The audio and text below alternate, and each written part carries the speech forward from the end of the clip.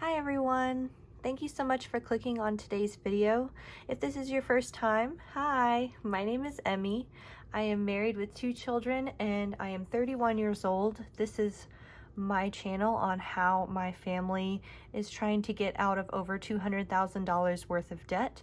I like to make videos about our expense tracking, sinking funds, digital cash stuffing, all kinds of things like that. So if that sounds like content you're interested in watching, then please like, leave a comment, and subscribe. We'd love to have you along.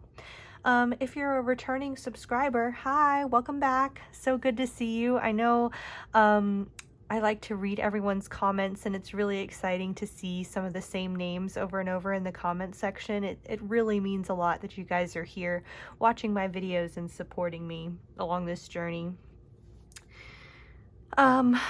Friends,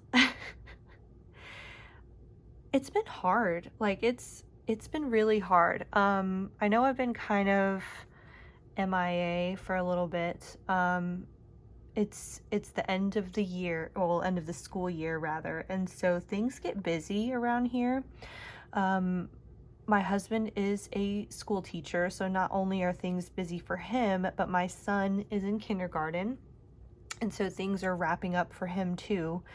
And with the end of the year comes concerts, awards programs, piano recitals and birthday parties and all those things. It's just a lot.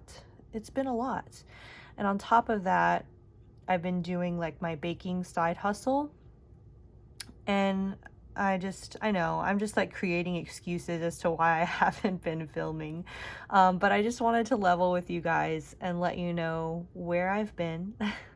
And today's video is all going to be about catching up on what we've missed since we've last spoken about the overall budget. I know I made a couple of videos here and there about my side hustle and then also about closing out my sinking funds for April, but I never really closed out the entire budget, and it is now May 13th, so we are about halfway through the month and I didn't even show you guys my April closeout. It's been done, I just haven't had time to film it as it goes.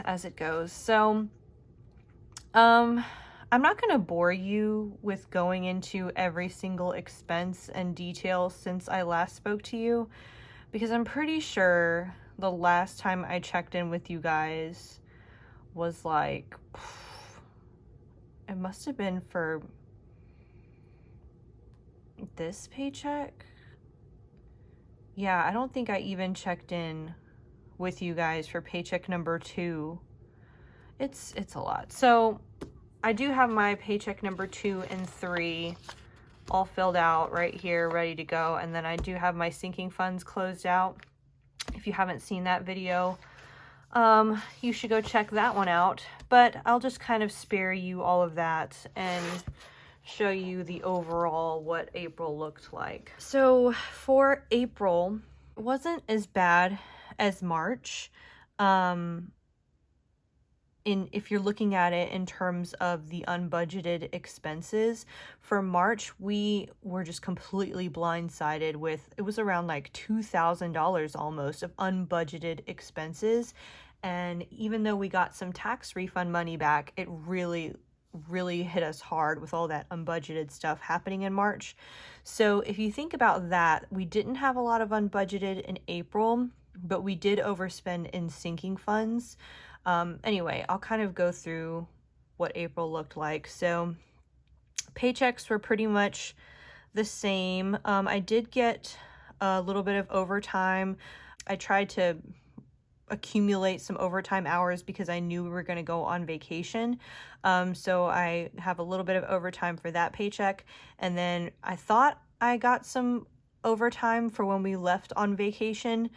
This paycheck number 3 was when we were on vacation, so I tried to get overtime so I could make up for what time I did lose, but it was just a little bit off. I didn't quite make it to normal, but that's okay because I did enough overtime right here. I'm tired, y'all. I hope I hope what I'm saying is making sense. I'm just, ugh, it's like 9 o'clock right now, and I'm just completely exhausted. So forgive me if I sound kind of blech. Okay. Tax return came back. It was a lot less than I thought it was going to be, because I made an error when filing my taxes about the whole child tax credit. So my son was on our taxes. In order to get the child tax credit, they looked at our 2020 tax return, and on our 2020 tax return, my son was the only claimed dependent, so we were able to receive child tax credit for my son. But then my daughter was born in 2021 when they started giving out the child tax credit, but because she was not claimed on our 2020 tax returns, we did not receive child tax credit for her. Anyway, so we were owed the full child tax amount for my daughter and just a little bit for my son, because we did receive the child tax credit in 2021 for my son already, and I just didn't calculate for what we received already, so that's why it's a big difference there. Sinking funds. We spent a lot of our sinking fund money. In fact, this is like so here in income, I put sinking funds as a category, because this is the amount that we spent from our sinking funds account, but it's not the total amount of sinking funds used, and I'll explain that when we get there. But just know that we used $1,055.66 from our sinking fund accounts.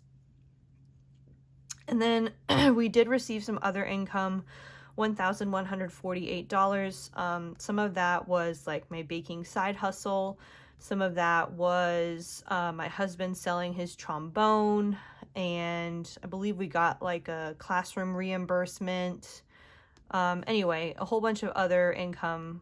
So we got a little bit more than I budgeted for, $16,977.83, which is a huge chunk of change. That is not our normal paycheck. Anyway, moving on down to bills. Everything was pretty much the same as what I budgeted for. There were a couple things that were less than I thought. Our power bill was a little bit less. Our water bill was a little bit less. Amazon Prime finally went up by a couple of dollars here, but everything else was pretty much the same. Oh, my Allstate premium went up a little bit. I don't know why. I'll have to ask them about that. But anyway, because of some things were more, some things were less, our bill total came out to a little bit less than what I budgeted for, $961.91. So I subtract that from our income and we're left with $16,015.92. Then that drags down to debt payments, and this is minimum payments of debts that need to be paid. So I have our mortgage, credit card, another credit card, and my husband's car payment. All of that was pretty much budgeted for. The numbers are the same. So we're left with $14,555.25. Hope you guys could see that. All right, moving on to the expenses. These are like variable spending or cash envelope spending, but we don't use cash. We actually use an American Express credit card for all of our expenses. That way we can get cash back. And then I have Cube Money, which is like a digital version of cash envelopes that I use to pay back that credit card every day. So that way that credit card is never left with a balance. Okay, so with our remaining money, $14,555.25, we overspent in food by a little bit here, about $200 or so over budget, which isn't terrible. I mean, it's bad that we went over budget, but it's not the end of the world in my opinion, because we've had months where we have gone like $400, $500 over budget. I know that sounds just awful, but it was mostly because I would go grocery shopping and buy all of this food and buy all of these things, and then we would go out to eat, because I don't know, I just didn't feel like cooking one day, or we were really busy and so I didn't have time to cook. And so it's just much easier if I pick up fast food. So that's like a big habit that we had to break. And in my opinion, I felt that we did really well with, buckling down, just being like, no, I'm not going to pick up fast food. I am going to cook dinner today. Or if I don't feel like it, I'm going to, tell my husband, like, you need to make dinner today. I'm not feeling up for it, but we're not picking up fast food. Like, there were a couple of times where we did go out. Like, I'm not saying we completely cut it out, but that definitely helped with our budget in terms of the food category. I might, starting in June, break this up again. I used to have this in two categories where it was groceries and eating out, but then I decided to combine it all in one. And it's been working for a while, but now I'm really curious to see, are we spending more on groceries or are we spending more on eating out? Either way, it's a lot on food, but I already budgeted for May with food in one big category, but I think in June I might want to separate it. My husband went over in his allowance. He went about $300 over in his allowance. Mostly, this was because he went on a disc golf tournament. My husband likes to play disc golf. It was a hobby he picked up during COVID because it was a way for him to be outside in the fresh air, get exercise, and then you're not really around people because it's a very like singular, you are by yourself kind of sport. So he really enjoyed that. He picked that up and he's actually pretty good. So he wanted to go to a disc golf tournament. Registration and getting there and all that stuff, it cost money, and I did not have any money budgeted for that. So very over budget there. For my allowance, I was under budget for the month. Woo woo, go me. That's happened like never, ever. So I was under budget about $35 for the month. Woohoo. We were over budget in gas by like $9, and that is completely my fault. I went to go fill up and I was like, I know I only have this much money left in the cube, so I need to only put this much in my gas tank. I was gonna wait, but I was literally on empty, just driving on fumes. So I was like, I need to put something in my car. And when you put the gas pump in your car and then you let it run, and while it's running, I tend to do all the other things like make sure my windshield is clean or take out all the trash from my car. And so just out of habit, I put the pump in my car and I let it run, and I just started doing all those things. And I was like, wait, I can't do that. I needed to only put a certain amount in my car, and so I had to stop it really quick, and it just put us over.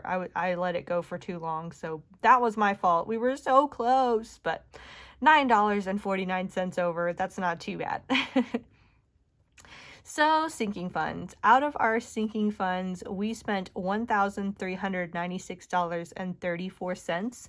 But as you can see over here, the amount of income we got from the sinking funds was only $1,055.66. If you saw from my sinking funds category, my sinking funds video, let me see if I can flip to that real quick. Yeah. A video that I posted, out of all of our sinking funds that we did, we overspent in two of our categories for around, it was about $257 over budget in our sinking funds. So that $257 had to come out of our bank account buffer. So that's why not all of what we spent here was put in the income, because we had to use a bank account buffer to eat up what we did not spend, which was that. I hope that makes sense. Yeah. For those of you who are wondering, our bank account buffer is not any specific amount. I know some people, they like to talk about how they want a $50 bank account buffer or $100. We just kind of leave stuff in there, or we have anyway. Like whatever's left over at the end of the month just stays there. Recently, any leftover money I've been putting towards extra debt, but it's just kind of like whatever's left at the end of the month stays there, and that has accumulated into a bank account buffer, to where we have a good chunk in there that I don't really want to use or give a specific purpose, because we have months like April or March where we just overspend in every category, especially in unbudgeted, and we need that buffer because, like I said, I like to pay off my American Express credit card every day, and I don't want to accumulate more debt. So we need that buffer in our checking account to where I can pay it off, even if it was an unbudgeted expense. I know it's probably not the smartest thing to do. Definitely not when we are frivolous spenders. Like, we should probably not do that at all. But it's what is happening. I just wanted to be real and level with you. It's what is happening at this moment. We probably should be more strict, to be honest. We should have a strict bank account buffer of $100 or whatever limit, and don't go over that. Frivolous spending is the problem, and it's not being fixed. How can we fix it? So far, I feel, in my opinion, I feel like we're making the baby steps towards not spending as much, but I really wanted to see a leap. I think the way that it's happening now is definitely better than it was before, but we're just taking little baby steps towards becoming debt-free, which is fine as long as we're going in the right direction, right? But yeah, anyway, sorry, little tangent, rambling. Okay, let's move on. Savings. So, oh wait, I didn't even finish the envelope spending. Oh, okay. So, unbudgeted expense of $292.50. I don't even know what that was.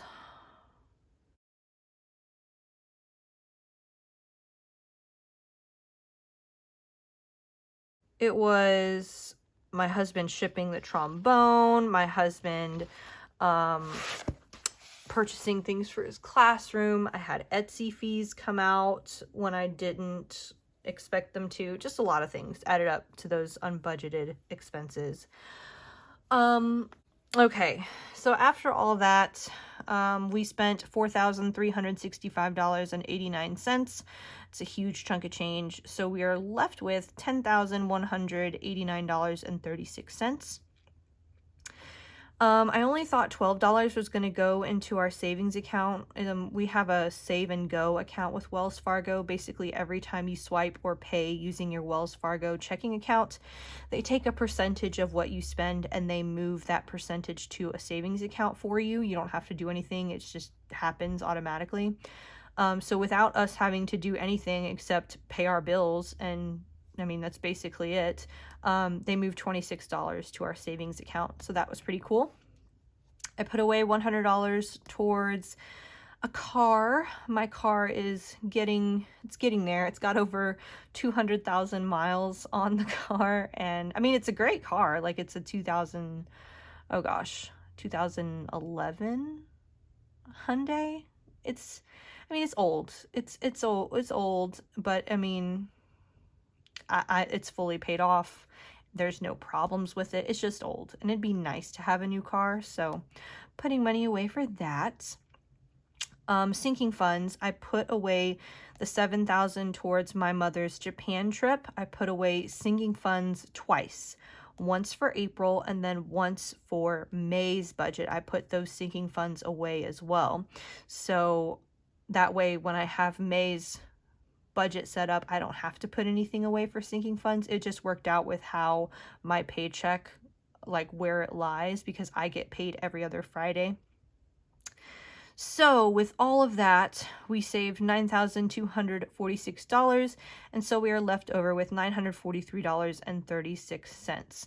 Now, normally I would take that money, put it towards an extra debt payment, but I'm actually going to leave this as an account buffer, which is a huge amount to roll over into the next month. I understand that, but in May, we are talking about Mother's Day.